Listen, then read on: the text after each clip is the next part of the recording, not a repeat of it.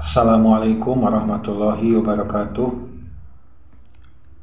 Sebelum saya menceritakan tentang masa lalu saya, yaitu saya dulu pernah menjadi, bisa dibilang seperti orang gila, bahkan mungkin sudah gila. Saya memohon maaf kepada yang menonton atau yang mendengarkan apa yang akan saya sampaikan. Bila ada kata-kata yang kurang tepat, kurang berkenan, saya mohon dibukakan pintu maaf yang sebesar-besarnya. Tapi ini betul-betul pengalaman saya yang saya alami selagi saya masih berusia muda. Dan saya minta maaf bila kata-kata saya barangkali kurang tersusun, karena ini betul-betul spontanitas, tidak direkayasa, dan betul-betul menceritakan tentang pengalaman hidup saya yang saya rasakan begitu pahit. Dan mungkin saya merasa bahwa masa lalu seseorang itu barangkali tidak semuanya manis, bukan cuma saya yang menjalani. Cuman ini saya betul-betul merasa tidak mampu menghadapi masa lalu saya, sehingga saya seperti orang gila. Bahkan masyarakat di sekeliling saya pernah menyebut saya sebagai orang gila. Namun alhamdulillah sekarang saya dengan izin Allah bantu saya untuk sembuh dari penyakit gila itu. Dan alhamdulillah saya juga punya usaha dan mempunyai beberapa anak buah. Baik, saya akan mulai cerita ini tentang masa lalu saya yang ingin sembuh dari penyakit gila. Bismillahirrahmanirrahim. Saya adalah seorang yang tinggal di sebuah kampung. Kehidupan ekonomi saya bisa dibilang pas-pasan. Keluarga saya, bapak saya hanya pedagang buah-buahan, tengkulak, beli di kebun dengan murah kemudian dijual. Tapi tengkulak atau pembeli yang kecil, jadi habis dia beli misalnya rambutan, kecapi dan sebagainya, lalu dijual, dan kelebihannya itulah untuk kami makan. Di kampung kami bisa dibilang, kalau saya bilang ya terbelakang dibanding yang lain ya. Dari segi mungkin kemuliaan, sebab orang tua saya betul-betul orang yang tidak atau kurang berpendidikan. Beliau adalah, yang sangat saya hormati, dulu adalah anak yatim piatu bapak saya. Kehidupan kami ya mungkin bisa dibilang pas-pasan.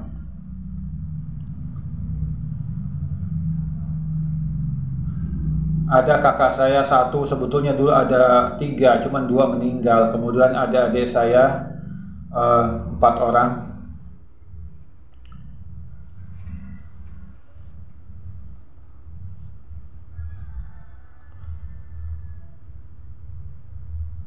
Adik dan kakak saya, khususnya kakak saya itu ya punya kekurangan ya, jadi dia matanya nggak begitu melihat, kulitnya putih, jadi dia mungkin ya untuk bekerja agak-agak sulit begitu.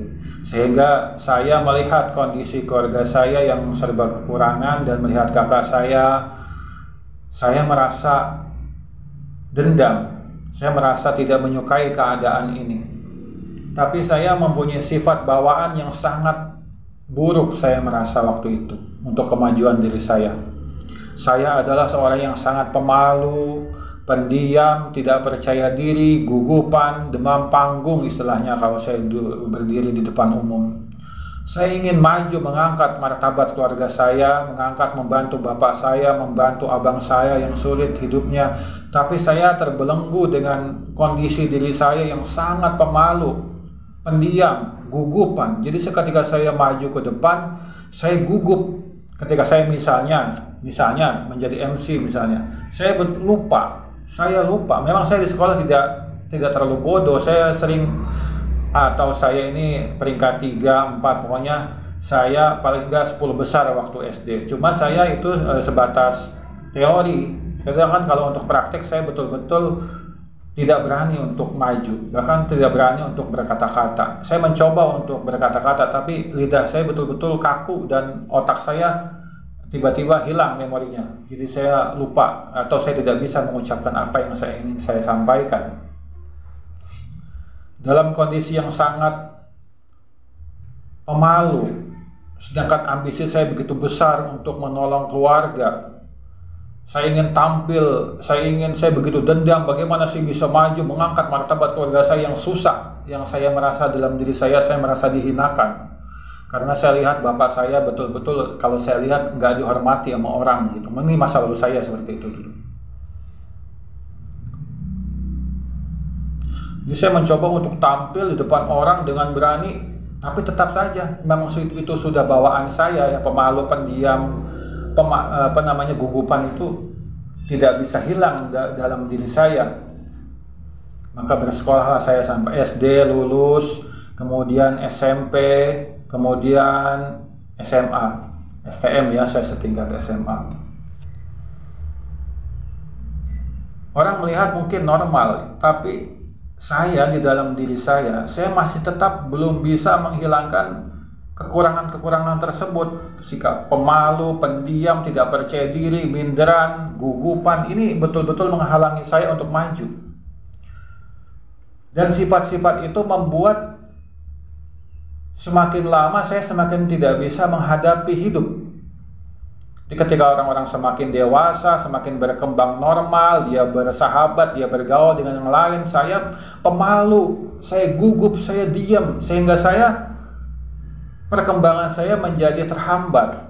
Jadi mereka, orang-orang yang lain dewasa sesuai dengan usia, sedangkan saya merasa minderan, merasa tertunduk, merasa malu. Nah, inilah yang membuat saya merasa betul-betul tertekan, sehingga saya melakukan sesuatu yang mungkin itu bagi orang yang dewasa tidak layak, tapi bagaimana itu memang sudah kemampuan saya, karena saya tidak mampu untuk menghadapi kedewasaan waktu itu. Tapi meskipun begitu Allah mengkaruniakan saya merasa ya otak saya tidak bodoh-bodoh amat. Pokoknya kalau di sekolah itu saya peringkat itu secara teori ya, bukan secara praktek. Teori itu saya paling tidak itu 10 besar. Karena saya memang suka berdiam sendiri. Saya baca, saya mencoba untuk bisa menghafal, mencoba untuk bisa mempelajari sebuah pelajaran gitu. Tapi itu sebatas teori. Tapi untuk prakteknya, untuk menyampaikan di muka umum, untuk menyampaikan di depan kelas, saya betul-betul nol besar. Karena saya adalah seorang yang sangat pemalu, pendiam, gugupan dan sebagainya. Tapi peringkat saya adalah tinggi, peringkat dalam segi teori. Setelah kelulusan saya pun bisa bekerja, alhamdulillah. Saya tadi STM-nya di sebuah STM yang favorit ya, alhamdulillah saya dapat negeri. Allah kasih saya sekolah negeri. Kemudian karena saya memang bisa secara teori, saya masuk ke PT, sebuah perusahaan. Setahun berjalan, 2 tahun, 3 tahun, 4 tahun, saya merasa perkembangan kejiwaan saya, perkembangan mental saya merasa tertekan sekali. Orang-orang pada dewasa, pada matang, pada bisa bergaul, pada bisa normal hidup, sedangkan saya merasa bahwa saya terkekang karena saya seorang yang pemalu, tidak bisa mengucapkan apa yang ingin saya sampaikan. Saya pendiam, saya gugupan. Jadi saya lambat laun selama 4 tahun saya bertahan sekuat tenaga untuk tetap bekerja di situ. Tapi saya sudah tidak mampu lagi karena kedewasaan saya kalah dengan kedewasaan orang lain, kedewasaan teman-teman. Karena mereka tuh bergaul santai, normal. Jadi mereka normal hidupnya. Sedangkan saya tidak, saya tertekan karena saya pendiam, pemalu, gugupan, minderan. Nah ini, jadi saya betul-betul merasa rendah sekali. Nah mumpung saya masih kerja, kan masih ada gaji. Jadi meskipun keadaan seperti itu, saya masih ada gaji. Jadi saya mencoba untuk mengangkat mental saya. Jangan sampai saya pendiam terus, gugupan terus, pemalu terus. Saya kalau begini bisa gila gitu. Akhirnya saya walaupun tinggal dekat, nggak begitu jauh dengan perusahaan, saya ngontrak di sana, ke beberapa tempat ngontrak. Untuk apa? Untuk menemukan jati diri saya. Untuk saya betul-betul harus berani menjadi diri saya. Untuk menghilangkan pemalu saya, sifat diam saya, minderan saya, tidak percaya diri itu saya hilangkan itu. Bahkan saya beberapa kali mendaftar di pernah di universitas, di kursus-kursus bahasa Inggris, kursus apa, dan saya pelajaran yang saya sukai adalah pelajaran bahasa Inggris. Tapi tetap semua itu tidak bisa menghilangkan sifat malu saya. Malah orang mandangnya aneh. Ini dia kok ketika misalnya di sebuah kampus ya, saya kuliah itu ada perdebatan. Saya itu karena saya tidak bisa menguasai diri dan saya ada niat untuk mengobati rasa malu saya, sehingga ucapan saya tidak terkontrol. Jadi mungkin tidak pantas lah atau kelihatan pemarah lah. Padahal sebetulnya bukan pemarah, tapi saya ingin menumpahkan keberanian saya supaya saya bisa normal sesuai dengan orang lain, seperti orang lain gitu. Tapi akhirnya saya tidak mampu dan akhirnya saya merasa saya betul-betul tidak bisa untuk menghilangkan semua itu.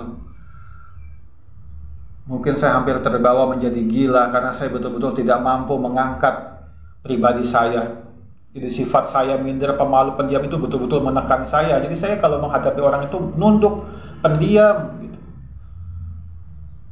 Apalagi saya tinggal di sebuah kampung di mana di situ ada ketua kampung. Jadi ada misalnya ada sosial kerja bakti sebagainya. Itu ketika saya ketemu dengan orang-orang saya minder sekali. Padahal saya nggak jelek, saya ada kerjaan, wajah juga nggak jelek gitu, termasuk tidak jelek ya. Cuman itu memang ada di dalam jiwa saya. Akhirnya saya ada kenalan teman, ada channel katanya mau ke Jepang walaupun lewat swasta, bayar sih katanya, tapi saya mencoba aja dulu tes. Akhirnya katanya bisa, cuman harus bayar 15 juta tapi cicil boleh gitu. Dan saya cek di mana-mana juga sama, yang lain juga katanya seperti itu. Cuman katanya aja murah tapi sama, kalau kita tanya-tanya sama. Dan dibandingkan dengan gaji sih lumayan, nanti misalnya segala macam-macam ongkos 15 juta, tapi gaji di sana kan lumayan di Jepang itu sebagai kensusei, peserta magang. Akhirnya saya betul-betul sudah tidak mampu lagi di sini. Saya mengundurkan diri dari perusahaan saya. Saya merasa nggak bisa berkembang, sedangkan ambisi saya untuk mengangkat martabat keluarga saya meluap-luap. Saya merasa jiwa saya masih saja di bawah, tertekan sekali. Akhirnya dengan kepala saya yang panas, akhirnya saya alhamdulillah bisa berangkat ke Jepang. Tibalah saya di daerah Fukuoka di Jepang.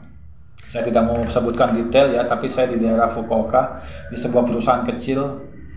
Nah, disitulah saya mencoba membebaskan diri saya. Yang di Indonesia ini mungkin kita rambut panjang malu, kita ngomong macam-macam malu, kita berjoget malu. Karena saya dulu jaga image. Jadi saya di depan orang itu saya ada malu begitu kalau saya berbuat jelek-jelek begitu. Kalau di Jepang saya lampiaskan tuh. Saya lampiaskan, saya seperti orang biasa, rambut saya panjang, saya nyanyi-nyanyi. Itu sebetulnya hanya untuk melampiaskan supaya saya ini betul-betul bebas. Saya menjadi manusia dan saya ingin hidup normal seperti manusia lain. Saya ingin menghilangkan kekurangan mental saya seperti pemalu, pendiam, gugupan, dan sebagainya.